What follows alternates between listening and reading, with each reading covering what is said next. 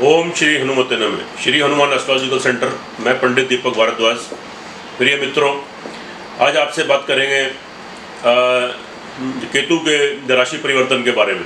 केतु भी राहु के ही साथ 23 सितंबर 2020 को वक्री होकर 18 माह के लिए, तो आगामी 18 महीने के लिए, तो यानी 11 अप्रैल और 2022 तक वृश्चिक राशि में संचार करेंगे।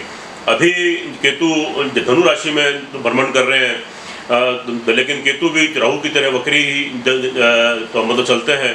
तो यह वक्री होकर 23 सितंबर को वृश्चिक राशि में संचार करेंगे और आगामी 18 माह तक, तो यानी 11 अप्रैल 2022 तक तो वृश्चिक राशि में संचार करेंगे। तो जानते हैं तुला लगन और तुला राशि वालों के लिए तो यह जो केतु का राशि परिवर्तन है, तो यह कैसा रहेगा और इसके प्रभाव किस प्रकार आपके ऊपर रहेंगे। बात कर लेते हैं पहले तो केतु के बारे में की थोड़ी जानकारी ले लेते हैं। तो केतु की जो स्वग्रही राशि है वह मीन राशि है। धनु और वृश्चिक इसकी उच्च की राशियाँ कहलाती हैं। ज्योतिषों के मतांतर के अनुसार कुछ ज्योतिष धनु राशि तो केतु की उच्च की मानते हैं और कुछ वृश्चिक राशि मानते हैं, लेकिन ये दोनों ही राशि में शुभ फल देते हैं। तथा तो इनकी वृषभ और मिथुन राशि जी नीच की राशि कहलाती है। दृष्टि की बात करें तो जिस भाव में तो केतु बैठते हैं, तो राहु की तरह ये भी तो अपने भाव से, तो अपने घर से 5वें भाव को, 7वें भाव को और 9वें भाव को पूर्ण दृष्टि से देखते हैं। तो यानी इनकी दृष्टि 5, 7, 9 भावों पर पड़ती है। और तो इनके जो भाव फल हैं, शुभाशुभ जो इनके फल हैं, वह तो अपने स्थान से 3रे भाव में, 6ठे भाव में और 11वें भाव में, तो यानी 3, 6, 11 में तो यह भी बहुत शुभ फल देते हैं। और लेकिन 8वें और 12वें भाव में तो यह भी राहु की तरह तो हमेशा शुभ फल देते हैं और वहाँ आपको शुभ फल इसके प्रदान नहीं होते। केतु एक रहस्यमयी ग्रह है, लेकिन यह तो जब मोक्ष का कारक भी है, मोक्षदायक भी है। रहस्यमयी होने के साथ साथ यह गूढ़ विद्या, गूढ़ रहस्य, तंत्र मंत्र यंत्र, अनुसंधान कार्य, शोध कार्य और तर्क वितर्क, बुद्धि और ज्ञान का कारक होता है। और यह तांत्रिक गुप्त मंत्रों की सिद्धियाँ, गुप्त मंत्रों की गुप्त सिद्धियाँ प्राप्त करनी, गुप्त शक्तियाँ प्राप्त करनी, तो यह सब केतु के अधीन होती हैं। जिनकी कुंडली में केतु की स्थिति तो जो शुभ है और उसकी दशांतरदशा आपके फेवर में चल रही, तो यह समय आपके लिए बहुत अच्छा रहेगा। तो आप कोई अनुसंधान आप कर सकते हैं और कोई आप तांत्रिक सिद्धियाँ या मंत्रों की शक्तियाँ प्राप्त कर सकते हैं और कोई नए रिसर्च वगैरह कर सकते हैं, उसमें आपको सफलता मिलेगी।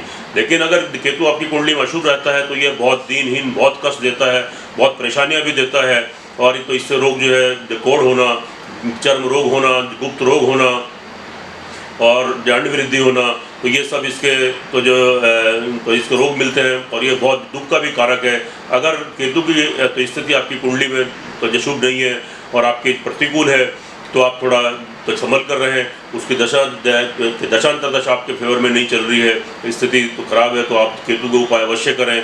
नहीं तो आपको इसको लाभ की बजाय तो अचानक आपको बड़े बड़े नुकसान की संभावना भी तो बन सकती है। पहले आप मेरे चैनल को सब्सक्राइब करें, बेल आइकन बटन दबाएं और शेयर करें। अब आगे चलते हैं, बात करते हैं तुला राशि वाले, तुला राशि और तुला लगन वाले के जातकों के लिए केतु का जो 18 माह का जो राशि भ्रमण है कैसा रहेगा, तो इसका प्रभाव तो किस प्रकार रहेगा।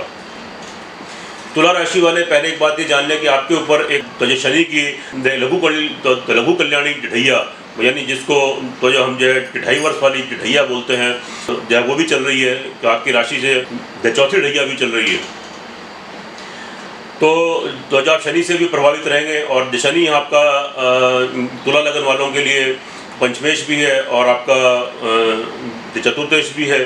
तो स्थिति थोड़ी तो आप थोड़ा संभल कर चलेंगे। तो बात करते हैं केतु की, तो स्वास्थ्य की दृष्टि से बहुत शुभ स्थिति नहीं रहेगी। तो स्वास्थ्य आपका नरम गरम रहेगा और तो जो आपका मानसिक लेवल भी थोड़ा तो ऊपर नीचे होता रहेगा, थोड़ी उत्तेजना का माहौल बनेगा और इरिटेशन, फ्रस्ट्रेशन, कन्फ्यूजन्स ये सब बढ़ेंगे। और थोड़ी हेल्थ भी आपकी ऊंची नीची, तो मतलब कभी ठीक कभी ख़राब, तो आपके हेल्थ में भी प्रॉब्लम क्रिएट हो सकती है। और आप जो है तो जो आपको मेंटली तो थोड़े स्टेबिलिटी में कमी आएगी और थोड़ा कन्फ्यूजन्स आपके बढ़ेंगे, डिसीजन लेने की पोजीशन नहीं बन पाएगी। तो ये स्थिति यहाँ पर दिखाई दे रही है। धन परिवार की स्थिति से बात करें तो वहाँ पर तो ये स्थिति ठीक रहेगी।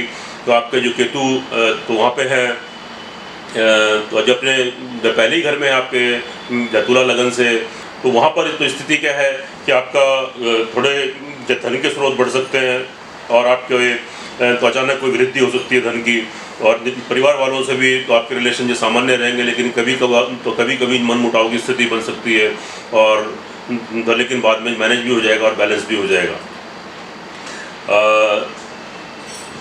लेकिन तो ये 18 महीने में जो केतु का तो प्रभाव है आपके ऊपर, ये थोड़े आपके आत्मविश्वास में कमी करेगा, थोड़ी आपके अंदर निगेटिविटी आएगी, इरिटेशन, फ्रस्ट्रेशन, कन्फ्यूजन बढ़ेंगे और आपका कॉन्फिडेंस लूज होएगा, अनजाना डर, अनजाना भय और जो निगेटिविटी यानी नकारात्मक विचार आपके तो जो माइंड में आएंगे, और समय समय पर तो आपका कॉन्फिडेंस जो लूज होएगा तो आपके आत्मविश्वास में कमी होगी।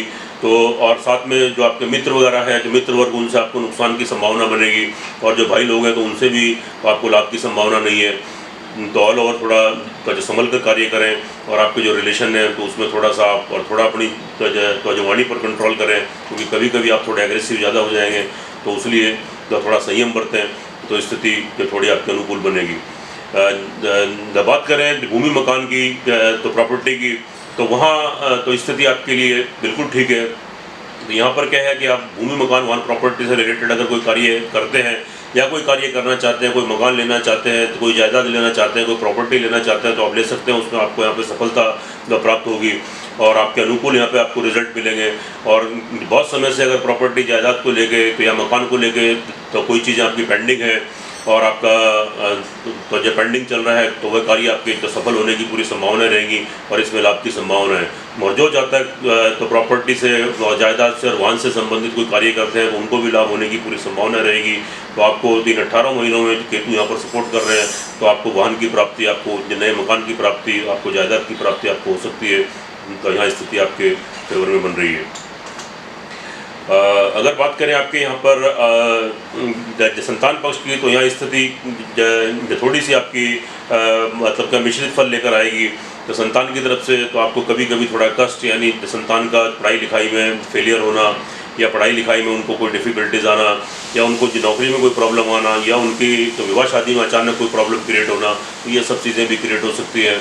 और जो संतान की हेल्थ को लेके भी तो आप थोड़ा तकलीफ में आ सकते हैं, और थोड़े तो आपके तो संतान के साथ मतलब विचारों में भी थोड़े मतभेद क्रिएट हो सकते हैं। ऑल ओवर देखें तो संतान पक्ष को लेकर बहुत शुभ स्थिति नहीं बन रही है।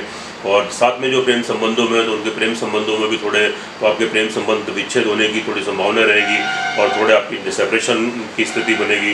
तो थोड़े संयम से काम लें। नौकरी पेशे वालों के लिए स्थिति ठीक है, अनुकूल है।